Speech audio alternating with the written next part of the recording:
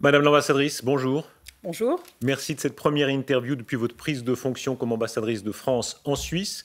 On va parler de la France, de la Suisse, de la question européenne, de cette France renouvelée qu'on voit avec Emmanuel Macron. Premières impressions d'abord quand on arrive en Suisse, de Paris je crois. Comment c'est? Oui, écoutez, pour résumer, je dirais un grand bonheur. Un grand bonheur parce que, bien sûr, il y a la beauté des paysages, ça on le sait, mais ce que j'ai découvert, et je rencontre beaucoup de gens depuis que je suis ici, depuis la mi-octobre, c'est l'extrême bienveillance, la gentillesse, mais aussi le caractère direct, efficace, très professionnel. Donc c'est un bonheur, j'allais dire personnel, mais aussi professionnel, parce que bien sûr, la relation entre la France et la Suisse, c'est quelque chose de spécial et de très important. On parlera tout à l'heure aussi de votre parcours personnel. Vous venez de Grenoble d'origine, donc on n'est pas très loin, on est quand même dans les Alpes.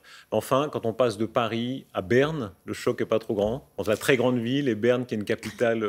Alors, écoutez, après, chacun a son approche de ça. Moi, j'avoue que, étant justement pas originaire de Paris, j'ai gardé un côté provincial et j'aime les villes à taille humaine. Et Berne est une ville absolument formidable. C'est une ville magnifique avec sa vieille ville, classée au patrimoine mondial de l'UNESCO.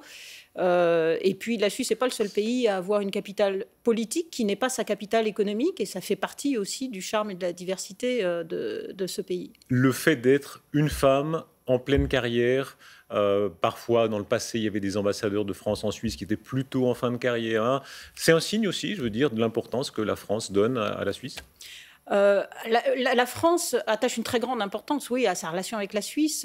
C'est vraiment quelque chose qui est pris très au sérieux. Plus qu'avant.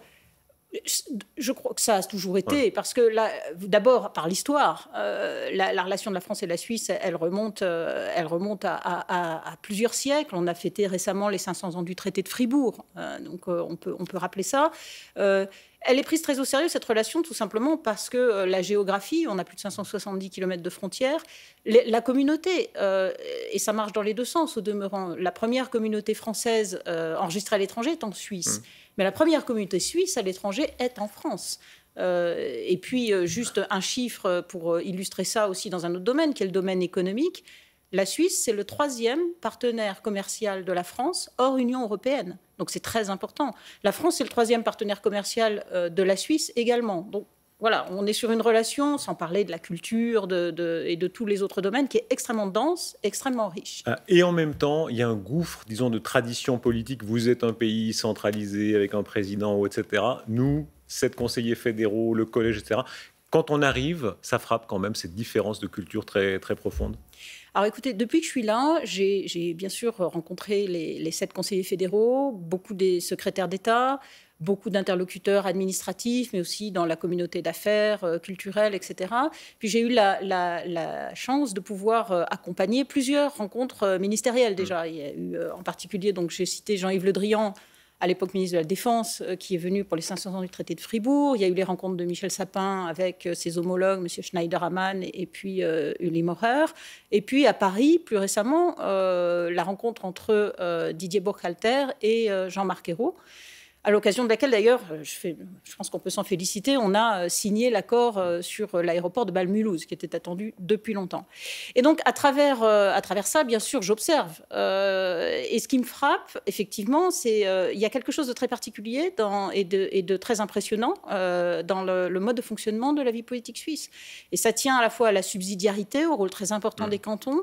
Ça tient aussi à la subtilité et peut-être parfois aussi un peu la complexité de la recherche d'équilibre pour arriver et le système des votations qui va avec. Donc c'est un système qui est effectivement différent. Le mot, Oui. Le mot subsidiarité, ça me frappe, hein, vous l'avez utilisé. Oui. Dans la préparation du thème, vous me disiez ça, cette idée que les problèmes qu'on peut régler en bas, pas besoin de les régler plus haut, hein. C'est ça, ça vous a frappé? C'est ça. Voilà, ça c'est ce qui me frappe, c'est que on parle de fédéralisme, mais il y a fédéralisme et fédéralisme, et le fédéralisme suisse vraiment met l'accent sur cette idée que tout ce qui peut être réglé au niveau local n'a pas de raison d'être réglé au niveau supérieur, et donc on voit que le rôle des communes et des cantons est extrêmement fort, et ça c'est très intéressant à observer et analyser. Il y a quand même une différence de taille. Vous, puissance nucléaire, membre permanent du Conseil de sécurité, nous, pays important économiquement, financièrement, mais on dit souvent un nain politique, ou un pays moyen du point de vue politique. Ce rapport du grand au petit, c'est pas difficile?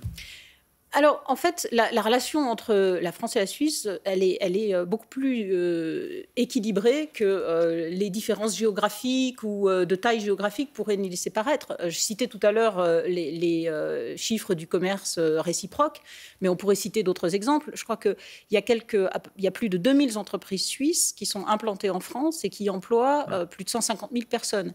À l'inverse, on estime qu'il y a plus de 1000 entreprises françaises qui sont présentes en Suisse qui emploient plus de 60 000 personnes. On collabore dans des domaines comme la recherche scientifique. Le CERN, c'est emblématique de ça. On a des collaborations entre les écoles polytechniques fédérales et puis un certain nombre d'instituts de recherche français. On a des collaborations dans des domaines aussi auxquels on pense moins, mais qui parlent beaucoup plus, je dirais, dans la vie quotidienne. Par exemple, les coproductions de films. La dernière en date la plus connue, c'est Ma vie de courgette. C'est une coproduction franco-suisse. Donc, on s'est arraché la paternité. Certains disaient c'est suisse, d'autres français, d'autres franco-suisses. Mais vous comprendrez qu'en tant qu'ambassadrice de France en Suisse, je considère que c'est emblématique, et je crois que ça l'est réellement, de ce qu'on est capable de faire ensemble. Il y a d'autres domaines, mais je pense qu'on aura l'occasion d'y revenir, qui sont les domaines en fait, de la réponse aux défis globaux, aux crises, où la Suisse est très engagée également, en fait, et de manière complémentaire à ce que peut faire un pays comme la France à l'international. Alors, il y a la question européenne. La démission de Didier Burkhalter a remis sur le tapis, remis en tête des préoccupations cette question européenne, ce sentiment que la solution est lointaine, qu'elle n'est pas trouvée. Voilà, il y a eu le vote contre la libre circulation, toujours pas de solution. Au fond, est-ce que ça peut durer comme ça? Beaucoup de Suisses, vous savez, se disent, au fond, c'est pas mal comme ça fonctionne pas mal. Est-ce que le temps, on peut l'allonger comme ça? Alors, écoutez, moi je dirais que si on est convaincu que l'avenir de la Suisse est mieux en continuant et en bâtissant sa relation spéciale à l'Europe, c'est une relation avec la voie bilatérale, alors si on en est convaincu, j'allais dire, je ne vois pas forcément l'intérêt d'attendre. Pourquoi attendre?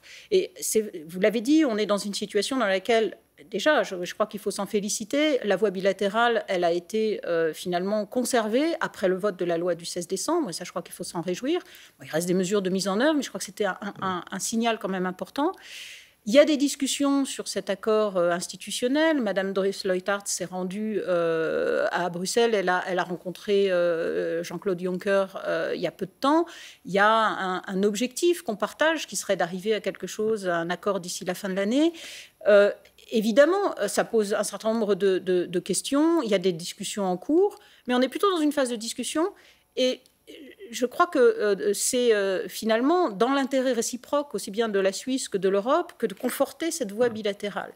Et là, si vous me permettez une analogie, d'une certaine manière, cette voie bilatérale, parce que le monde change, il bouge, elle ne peut pas rester figée, elle a besoin d'évoluer. Aujourd'hui, on est dans une situation où on a quelque chose d'extrêmement compliqué. On a un empilement de 120 accords sectoriels, plein de comités mixtes qui se réunissent. Ce que vous dites, pardon, c'est que l'accord institutionnel, un accord global qui régenterait tout ça, on en a besoin tôt ou tard, on n'évitera pas ça?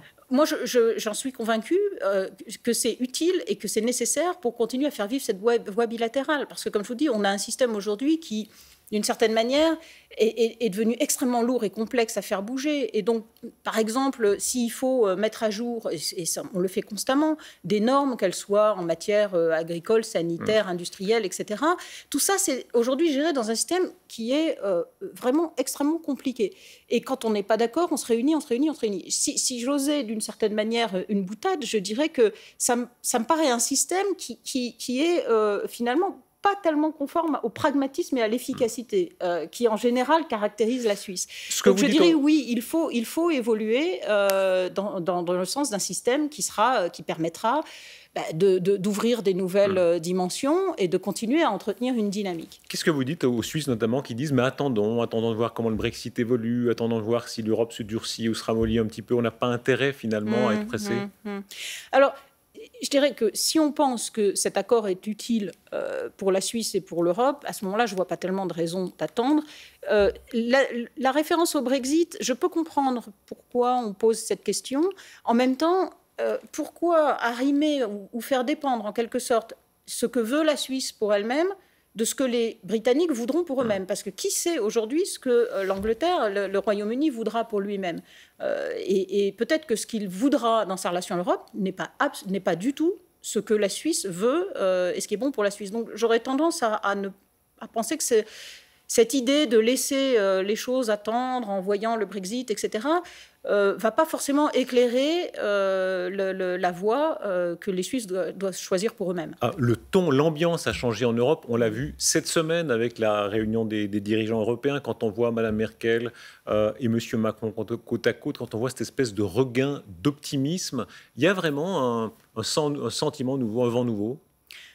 Je crois qu'il y a un renouvellement et il y a une aspiration à un élan nouveau, clairement. Et au niveau de l'Europe, le premier signal, paradoxalement, d'une certaine manière, ça a été le Brexit. Avant le Brexit, il était difficile d'avoir un discours positif sur l'Europe. Après le Brexit, il y a eu une espèce de prise de conscience des pays membres, des 27, que l'Europe, c'était aussi quelque chose qui était une réponse utile aux défis d'aujourd'hui.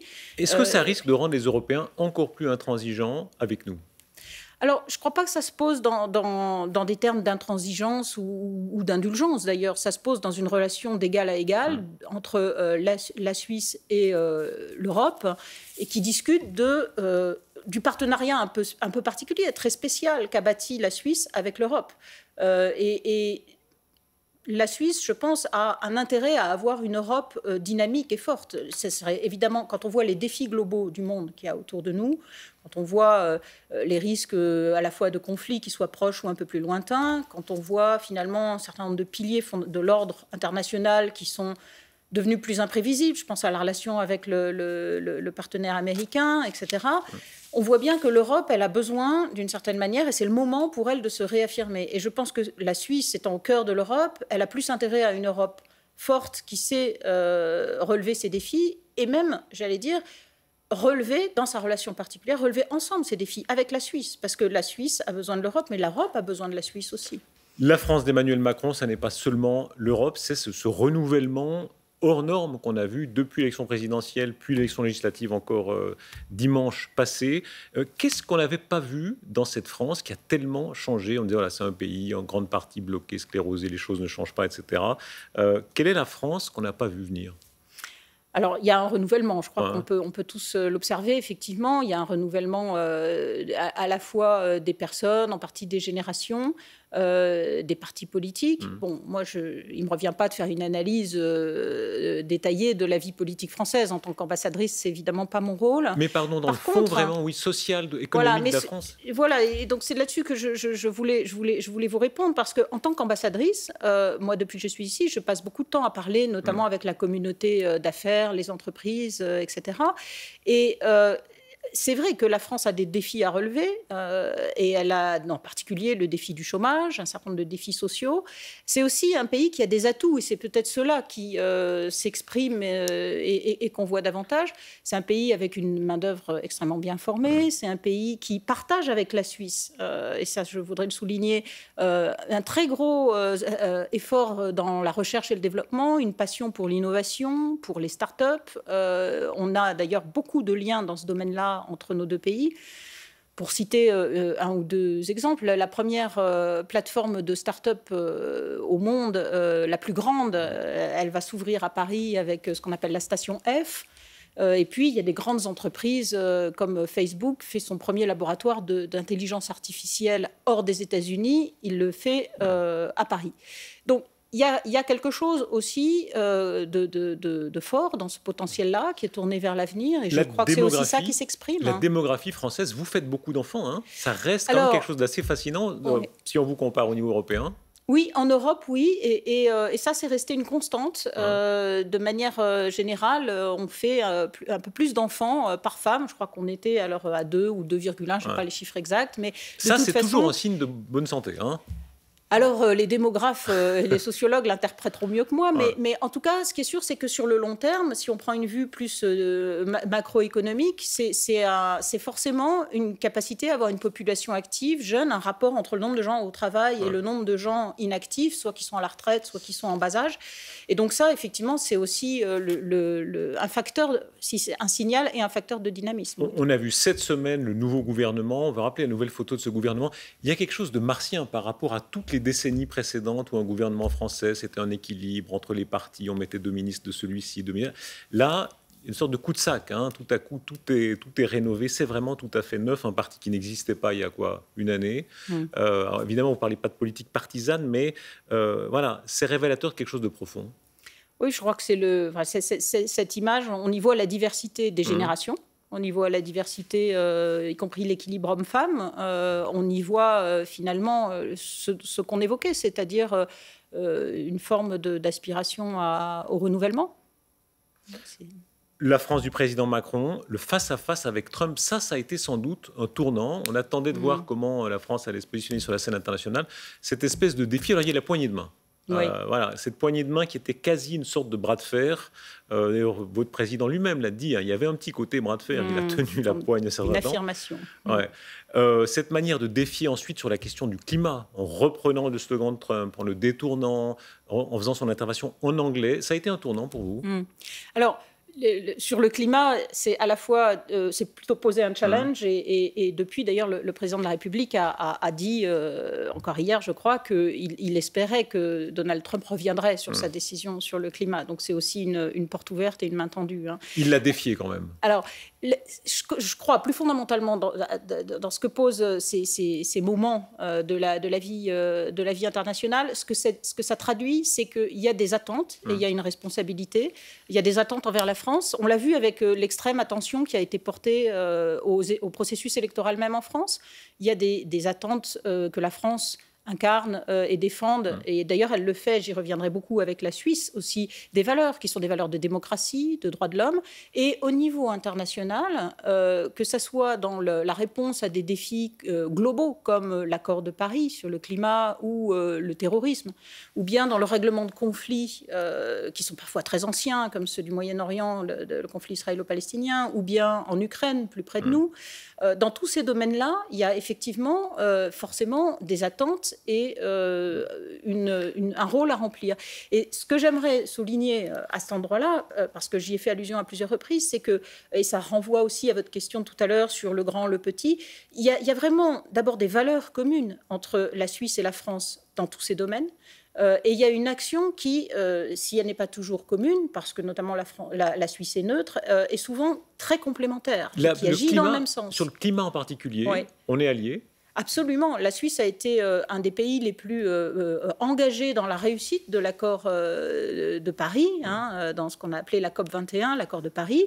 Et la Suisse met en œuvre ces engagements. Elle les a approuvés au Parlement fédéral. Madame Doris Leuthard, dont c'est le portefeuille, a été instrumentale, comme on dit, pour vraiment porter cet engagement de la Suisse. Et donc, c'est un très bon exemple de ces sujets, de ces défis globaux dans lesquels la Suisse et la France agissent ensemble. Il y avait une tradition française très réelle politique. On ne se mêle pas trop des affaires des autres quand ce n'est pas notre intérêt direct. Et puis il y a l'autre tradition, au contraire, où on se mêle au nom de certaines valeurs des affaires des autres. Le climat, c'est vraiment une vocation universelle? Le climat, je crois qu'il n'y a pas plus universel et on parlait, les économistes parlent de bien public, mais effectivement, l'avenir, c'est pas, on parle de l'avenir de la planète, mais en réalité, c'est l'avenir de l'humanité. La planète, elle ne survivra. La question, c'est de savoir s'il y aura encore de la vie dessus. Donc oui, c'est quelque chose qui est complètement universel. C'est quelque chose dans lequel seule l'action collective peut porter ses fruits. Et de ce point de vue-là, l'enjeu est probablement un des plus importants. Même si on a tendance à regarder les problèmes immédiats du moment, c'est vraiment le sujet d'avenir.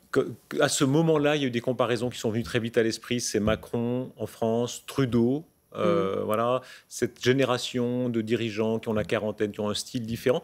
En même temps, chez Macron, un style très présidentiel. Il l'assume, ça. La France est un pays qui veut un président présidentiel. la France est un pays qui élit un président tous les 5 ans. Donc, le président incarne sa fonction. Oui. Mais ça reste important, disons, dans la tradition française. On ne veut pas que le président tombe trop facilement la veste, disons, soit comme les Renzi ou autres, qui ont vraiment changé complètement. Le côté vertical, on a dit jupitérien, ça reste important. Bah, écoutez, c'est aux Français de le dire. Là, moi, je ne vais pas commenter les styles personnels des uns et des autres. En revanche, ce que je crois qui est important, c'est de mesurer à quel point la responsabilité des dirigeants européens et aujourd'hui est une responsabilité qui est lourde compte tenu des défis auxquels on a à faire face. Est-ce qu'il y a un retour d'optimisme, de fierté? C'est quoi les ingrédients? Certains disent c'est la croissance, d'autres disent voilà, c'est ce nouveau gouvernement. Les Français sont un peu plus fiers d'être Français qu'ils ne l'étaient peut-être il y a 5 ans, il y a 10 ans. Enfin, il y a eu des vagues, il y a eu des creux de la vague. Aujourd'hui, je dirais qu'il y a d'abord il y a un retour de la croissance, ça c'est certain. Ça compte beaucoup. Alors on espère que ça portera ses fruits. Il y a bien sûr encore des sujets tels que le niveau du chômage, qui reste sans doute la préoccupation majeure et le premier problème à régler. Forcément, à l'issue d'une élection, il y a l'attente d'un renouvellement, d'un nouvel élan. Donc, je pense qu'il y a une dynamique qui est positive, oui. Quelques mots sur vous, ambassadrice de France en Suisse. Je disais tout à l'heure, naissance à Grenoble. Il y a une petite parenté quand même. Vous n'avez pas fait toutes vos années là-bas, mais enfin quand même, Grenoble, les Alpes, la Suisse, on est dans le monde... Dans la même géographie?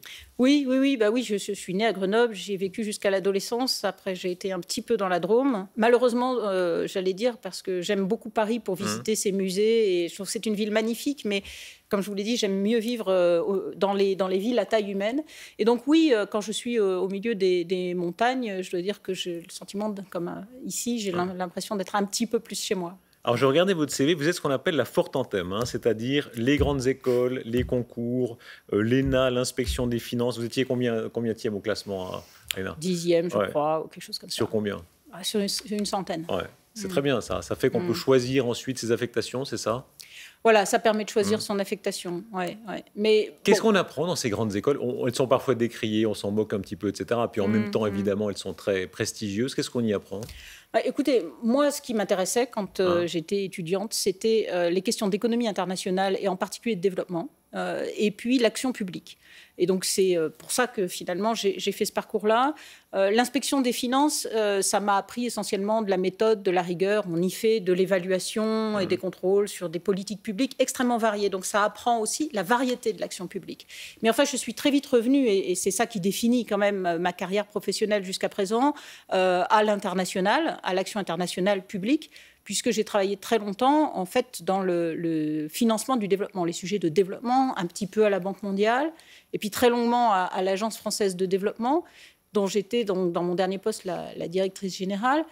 Et l'Agence française de développement, c'est un petit peu comme un office en Suisse. C'est un outil de l'action publique, c'est un outil de la politique étrangère de la France. C'est aussi une carrière de femme. Je crois que vous êtes la première femme ambassadrice en Suisse, c'est juste? Française? Il y a eu une femme qui a été ambassadrice avant moi en Suisse, oui. Une seule fois. Vous avez souvent été la première femme dans les postes de haut niveau à la Banque mondiale, l'Agence française de développement.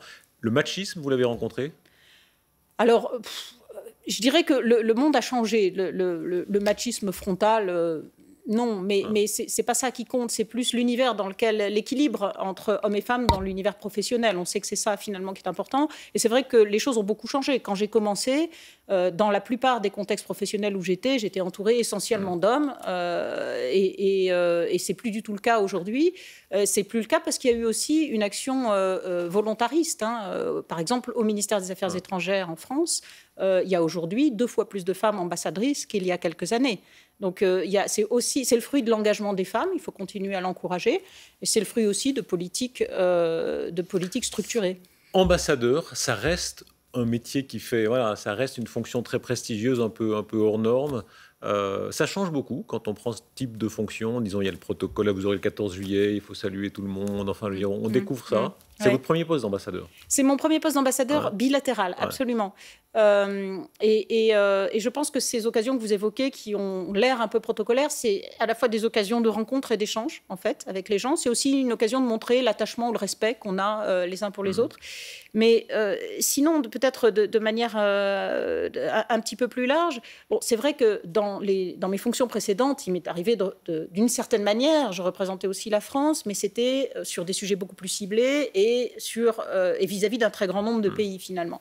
Donc c'était très différent. Je crois qu'il n'y a pas de responsabilité et d'honneur, d'ailleurs, plus importante que de représenter la France dans un pays, et aussi dans un pays aussi important que la Suisse pour la France. On devient prudent, on pèse ses paroles? Non, je crois que ce qui est important, c'est d'avoir conscience de ce qu'on incarne et qu'on incarne quelque chose de plus grand que soi.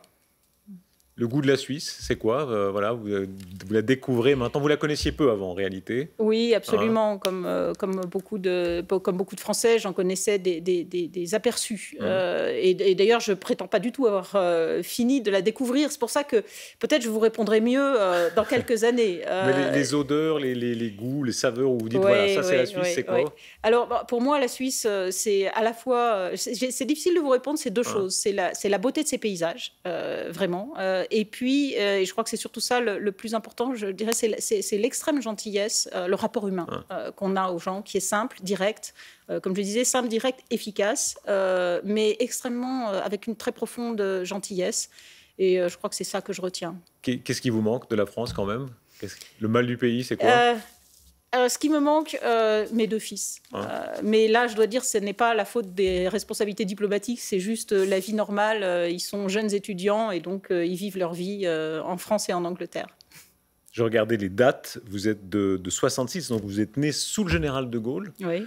Il y a cette manière un petit peu de classer presque par règne. Alors il y a eu Pompidou avec la modernisation. On est en République quand même. En République, voilà. Par présidence, il y a eu Giscard et puis une espèce de modernisation sociale. Ouais. Aujourd'hui, Macron, pas seulement pour la France, mais enfin pour cette Europe qui retrouve un petit peu d'optimisme, vous diriez que c'est quoi? C'est quel moment?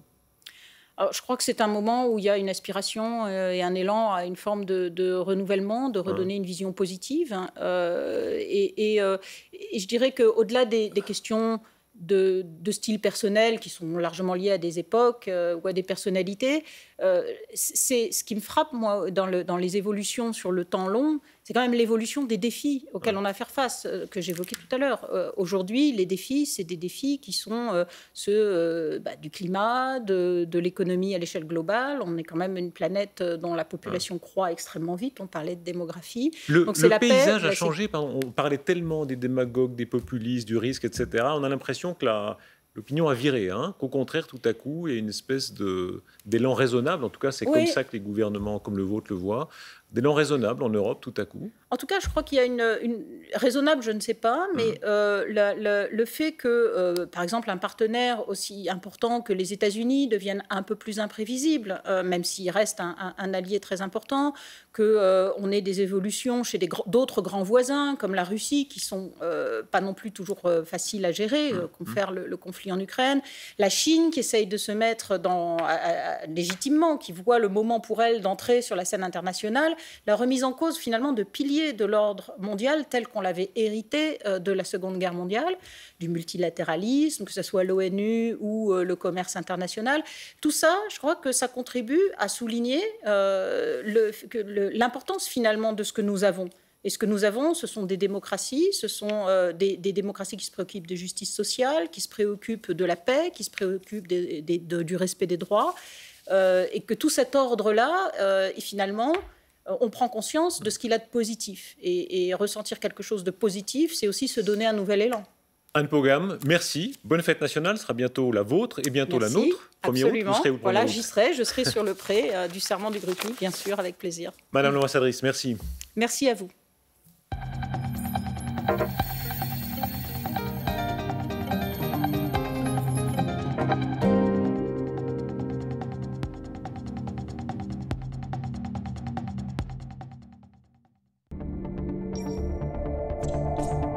Pardonnez-moi avec le Matin Dimanche.